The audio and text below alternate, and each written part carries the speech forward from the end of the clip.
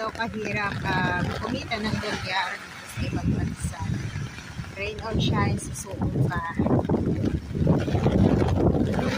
Lumas ng hangin, yung kayo ko para hindi kabayanin yung hangin. Sakto yung aking sapatos pag ulan.